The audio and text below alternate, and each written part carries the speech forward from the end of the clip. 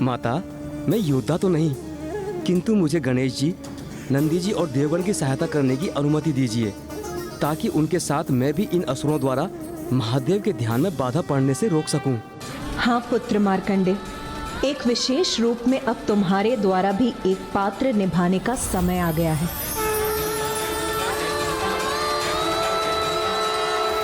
ओम गणपतये नमः। ओम यद्गुहं परमं लोके सर्वरक्षाकरं नृणाम्। यन्यकस्य चिदाख्यातं तन्मे ब्रूहि पितामह।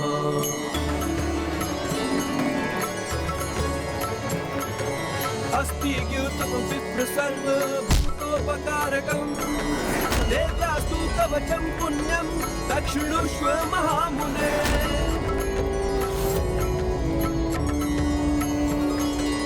ये कैसी दिव्य ऊर्जा है जो इन असुरों को प्रभावित कर अवचेतन अवस्था में डाल रही है।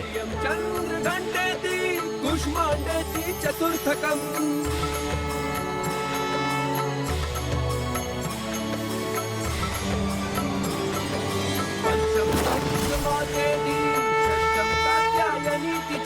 सप्तम कालरात्रिति महागौरीति चाष्टमम्।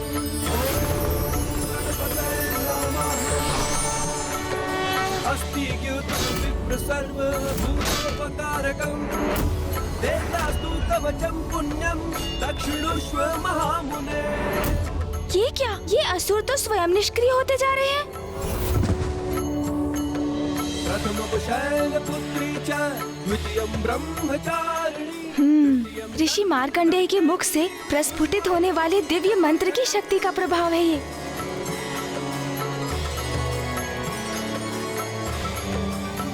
अब तो देवताओं को भी युद्ध करने की कोई आवश्यकता नहीं। वहाँ भी सभी असुर शिथिल पड़ रहे हैं।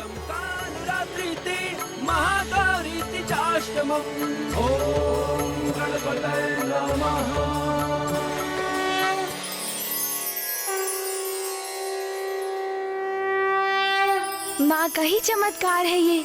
माँ की शक्ति तो अथाह अपार है। उनके नाम के स्मरण मात्र से ही उनके भक्तों की रक्षा सुनिश्चित हो जाती है।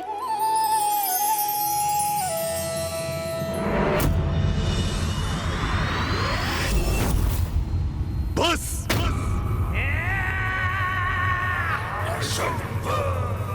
अब मेरा धैर्य चूक रहा है। तुमसे अंतिम बार पूछ रहा हूँ, बताओ कहाँ है अमृत? उचित है फिर तुम्हारा मुख खुलवाने के लिए दूसरा उपाय करने का समय आ गया है। तुम त्रिलोचन, इन दोनों को इस बंधन से मुक्त करो। ये दुष्ट तो हमें मुक्त करने का आदेश दे रहा है, किंतु क्यों? अब ये करने क्या जा रहा है?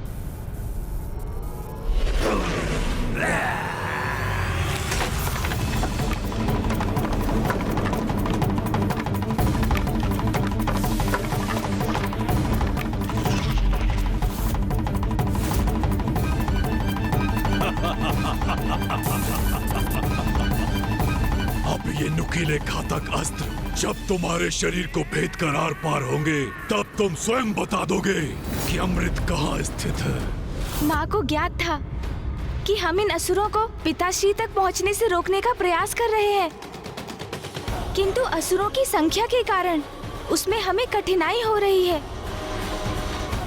इसलिए उन्होंने ऋषि मार्कंडेय के मुख से ऐसे मंत्र का उच्चारण करवाया जिससे ये असुर स्वतः वश में आ गए।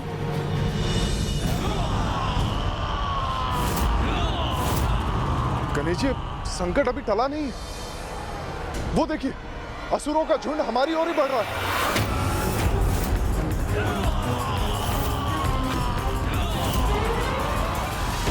माँ, आप ही हमारी सहायक हैं। हम आपकी अपार शक्ति के समक्ष नमन करते हैं। आपका स्मरण करते हैं माँ। इस विकट स्थिति से हमें मुक्त कीजिए माँ।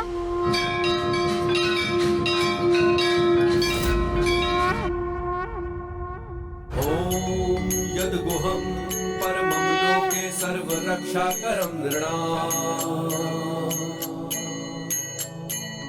यन्य कस्यचिदाख्यातं तन्मे ब्रूहि पितामह।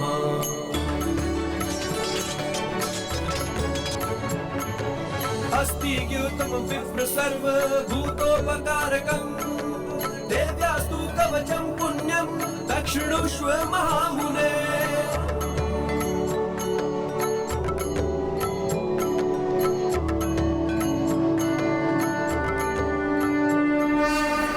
ये क्या हो रहा है यहाँ?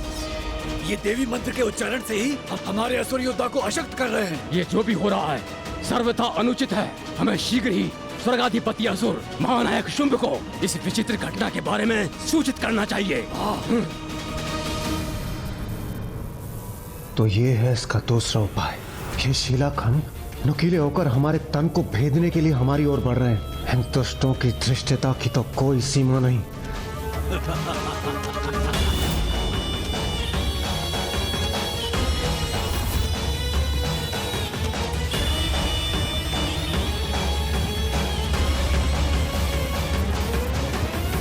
सावधान महाराज, सावधान।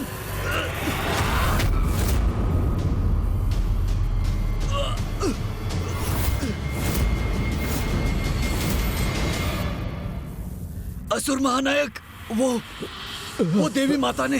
क्या कहना चाहते हो? जो कहना स्पष्ट कहो। कौन सी देवी, कहाँ की देवी? क्या किया उस देवी ने?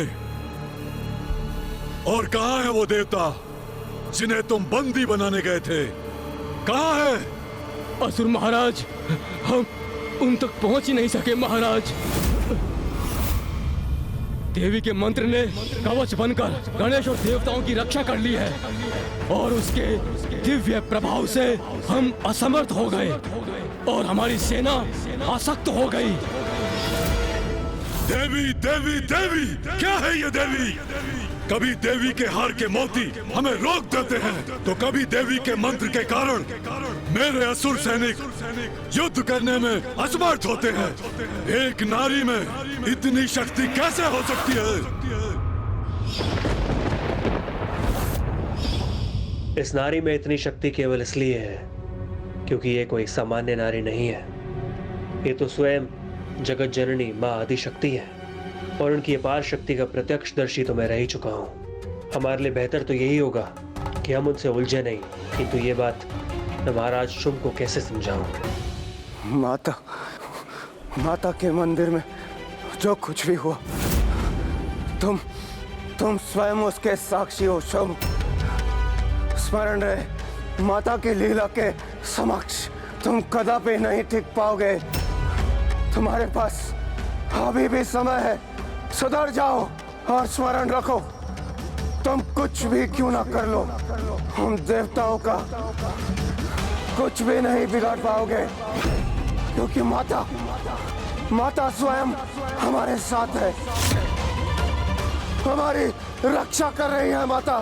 तुम्हारे शब्द शूल की भांति चुभ रहे हैं इंद्रदेव, किंतु अब तुम्हारी और उद्दंडता नहीं सहूंगा मैं।